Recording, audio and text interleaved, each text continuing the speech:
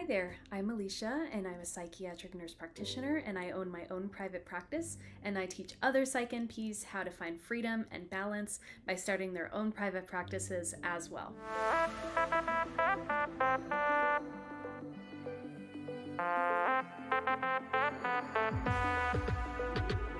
Today we are going to be doing a tour of the resources that are in my office. So mostly books and posters. And so let's jump into it. I'm going to first start with a few of my resources are at my home office right now. I tend to trek books between. So let's start with the ones that are that important that I'm trekking them along with me. The first is the DSM. And if you aren't familiar with what that is, it is basically the list of all the criteria for mental health disorders. So it is incredibly important when it comes to diagnosing. And so I have my DSM-5 at my home office. The next one that's really important is really there's two. And let me start with one that I do have here. This is the next super important one, and this is the Medication Fact Book for Psychiatric Practice, and this is by Carlat. So Carlat has a really awesome podcast as well, and they just have so many wonderful resources on psychopharmacology. So I really love this, particularly when I'm teaching my Psych NP students, because there's easy to interpret algorithms, and it's really important to talk about algorithms in the sense that they're helpful, but they're not everything. You still need to use your clinical judgment and use your critical thinking, but this is a good place to start. There's also a version of this that I don't have here with me. This is the second book that I'm going to talk about that I don't have with me. It's in my office. It is the version of this, but for pediatrics. And so it's the Medication Fact Book. I think it's called for pediatrics or for, mental health peds, something like that. But it's easy to find. It's basically the same book just for kids. Okay, let's go into another thing that's really important that I have in my office, and that is the Purple Book. And so this book is what you need to study for your board certification exam.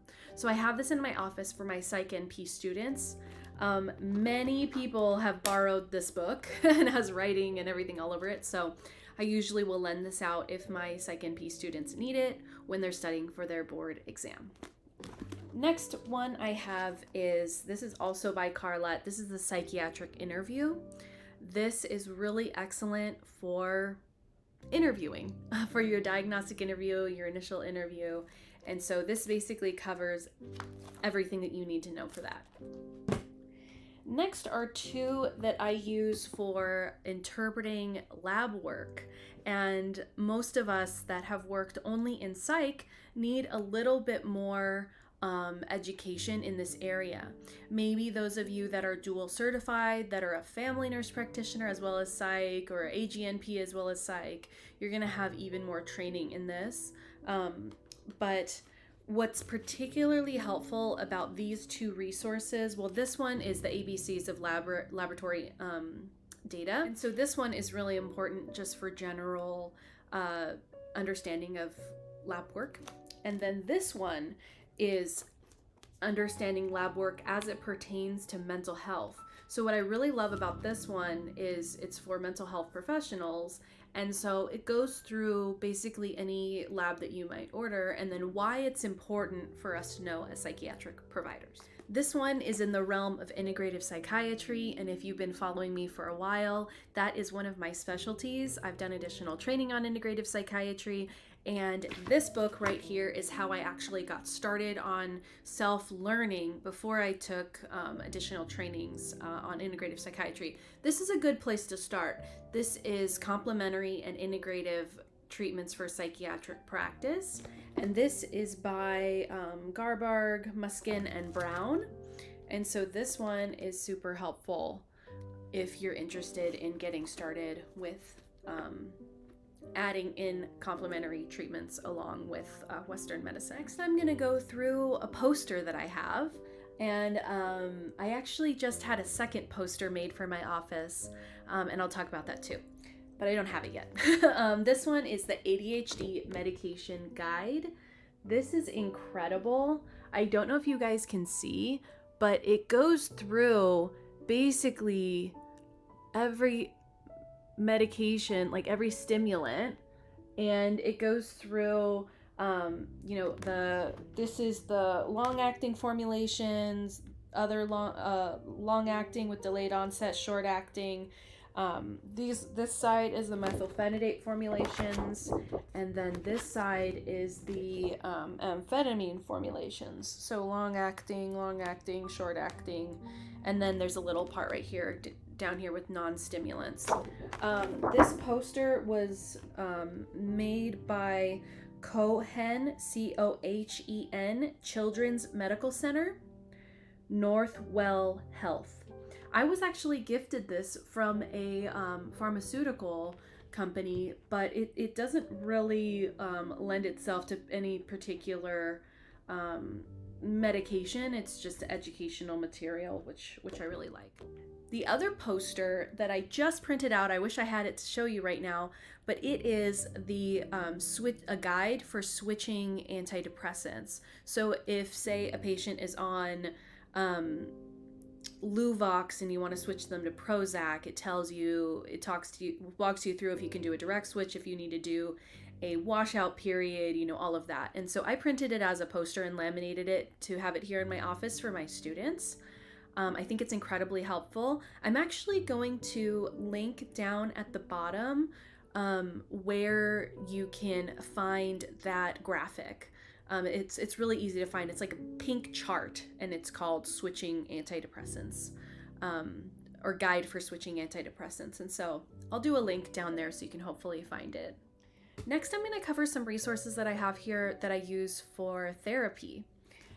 This one I use less, but it does have some gems in here. This is the Adult Psychotherapy Homework Planner by Jongsma, Jongsma.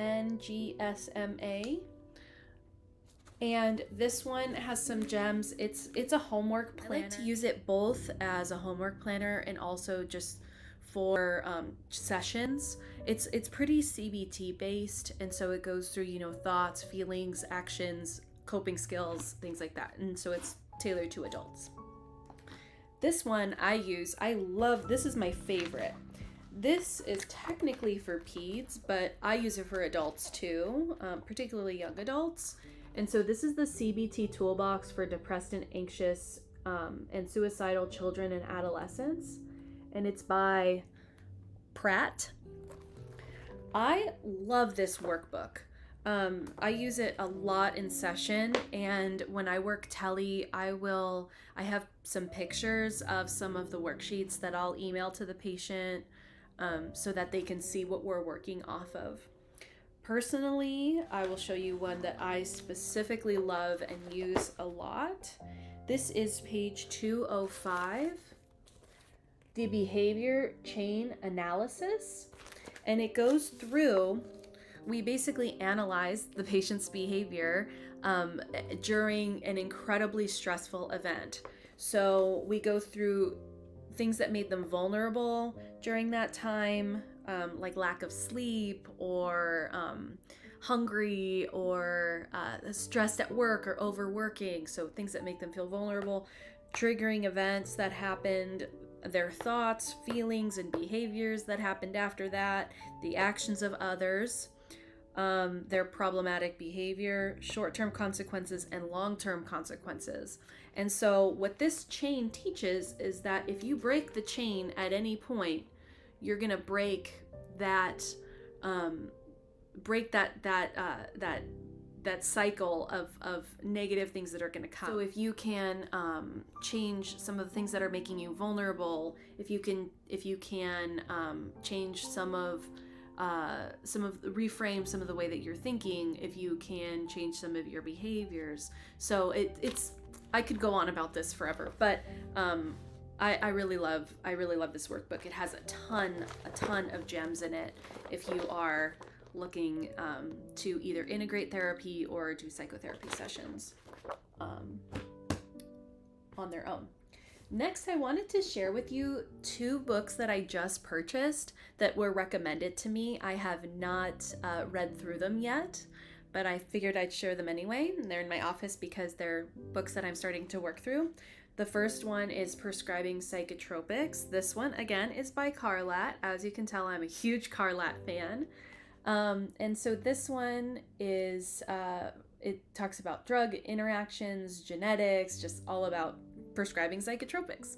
And so I'm really excited to dive into this one. I think it's going to be kind of dense like a textbook, but I think it's going to be great. So I'm starting to work through that one. This, so I am a cash-based practice, but I'm always looking to, some of you may know that with a cash-based practice, patients can use those sessions to go towards their deductible, and then they may be able to get some reimbursement if they've met their deductible, if they have a PPO, because I'm an out-of-network provider. That whole thing is probably a whole other video. Actually, in my full private practice course, I go through, I have a course and full mentorship program for PsychNP starting private practices, and we go through that in detail. So that's a whole other video. And if you're interested in any type of mentorship for starting your own practice, check out the link below. Start with watching my masterclass, and then you can apply to the program from there. What I was saying was, even though I'm a cash-based practice, I'm always interested in learning about billing and coding, because if I code well, the patient can kind of get their maximum reimbursement from their insurance, and that is important to me. So I'm learning about basic billing and documentation for the outpatient PsychNP. This is by Lena, last name Empyema. And so this was recommended to me to understand a little bit more about basic billing and documentation. So even though I'm a cash-based practice, it's still important to know. And I also mentor people that are starting insurance-based practices. And so I am always learning about how to optimize insurance-based practices. Even though it's not my practice, I am a mentor for practices like that. So I need to be up to date and know these things. So this was recommended to me. So I'm going to look through this. It's pretty quick read. Lastly, I'm going to share 2 more books with you, and these are books that they're just for fun and make me happy. And so this one I really love. This is a classic. It's by Yalom, and it's The Gift of Therapy. I love this book. It really has helped me be a better nurse psychotherapist, and it's just a beautiful book. And so I have it in my office to either lend it out. It's not much of a textbook or a reference book or anything, but I like to have it to lend it out, or sometimes I'll just read a chapter because it's just really inspiring, and it's good to have those reminders. And lastly, I always keep, this was actually in my purse, I always keep one of these in my purse. This is How to Relax by Thich Nhat Hanh. He was, unfortunately he passed away recently, but he was a Buddhist monk, and he's just incredible, just like the way he writes. So all of his books like this basically come back to mindfulness, and that's something that I'm really working on personally, both to teach my patients about it, and so that I can be a better clinician when it comes to teaching mindfulness, but really for myself, because mindfulness is it's so important to me. It's just really, really helped my life. Many of you guys know that I have struggled quite a bit with my physical health in the past, and so this is just so important. So I can't hype it up. I couldn't possibly hype it up more. It's just amazing. So this is a book series. I have about, I want to say 7 to 10 of these, and it's how to relax, how to eat, how to love, how to connect. And so it's all about like just little tiny snippets. Like this chapter is relaxing where we are. And as you can see, it's really short. Like that's the little chapter. And then this one is practicing joy together and being mindful of your body. Just amazing. So I always keep these. I'm always reading them on rotation. I'm actually not done with all of them yet, but once I'm done, I'm gonna just go back and keep reading them. And I just always have one of these in my purse to do a quick read to pull me back into my body. I hope that seeing all of the resources in my office was helpful, and I hope that it helps guide your practice on things that you can refer to. I think I should probably do a future video on apps and websites that I use also as resources, but I think that will be another time. But my books pretty much cover it. If you have all of these, I think that you would be more than prepared for your regular clinical day. So, all right, everybody. I hope this was helpful, and until next video, I'll see you later.